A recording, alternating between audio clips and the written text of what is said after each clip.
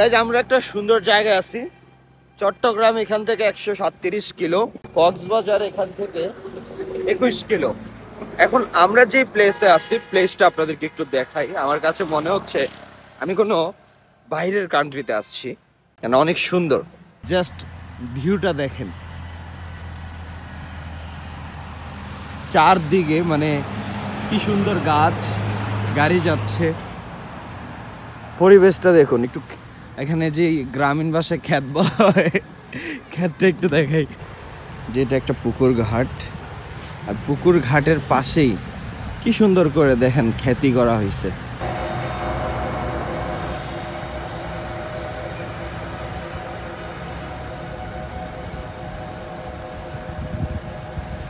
বিয়ে করে বউ নিয়ে জাস্ট এমন একটা মনোরম পরিবেশে একটা ছোট্ট কুঁড়ে ঘর করে, ওই যে কুঁড়ে ঘর আসতো করে এরকম খেতি খামারি করে খাওয়ার ইচ্ছা আমার। অত টাকা পয়সা দিয়ে কি করব বলেন? কেমন লাগছে হোসেন ভাই? খুব ভালো লাগতেছে। এখন আসি এটা কোথায়, কক্সবাজারে আসি, ভিতরে কক্সবাজার, রামুর পরে। হ্যাঁ রামুর পরে, খুব সুন্দর জায়গাটা। তোমাদের বাড়ি কোথায়?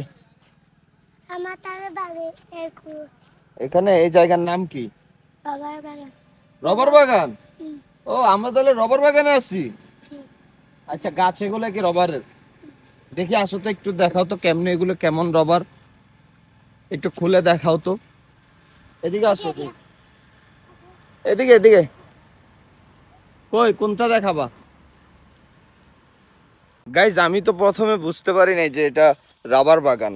এটা অ্যাকচুয়ালি রাবার বাগান, আবার পিছনে সবগুলোই রাবার। সো একটু দেখি রাবার কিভাবে বের হয়।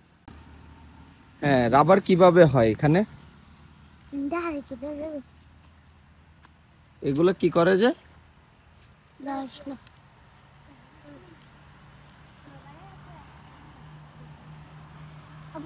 ওইসে আর লাগবে না, হইছে। এটাই রবার না? এটা এটা কারা নেয় এখান থেকে? অফিস আছে, অফিস থেকে এগুলা সংগ্রহ করে, পরে এগুলা দিয়ে রাবার বানায়। এটা দিয়ে বের হয় মনে হয় না? তো গাইজ, এটা অ্যাকচুয়ালি হচ্ছে রাবার বাগান, খুব সুন্দর।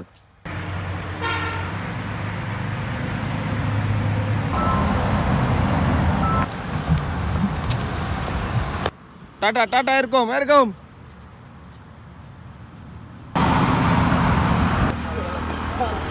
তো ভালো থাকবেন, সুস্থ থাকবেন, এতটুকুই দেখানোর ছিল কক্সবাজারের রাবার বাগানটা। সো নেক্সট ব্লগে দেখা হবে, ততক্ষণ অবধি ভালো থাকুন।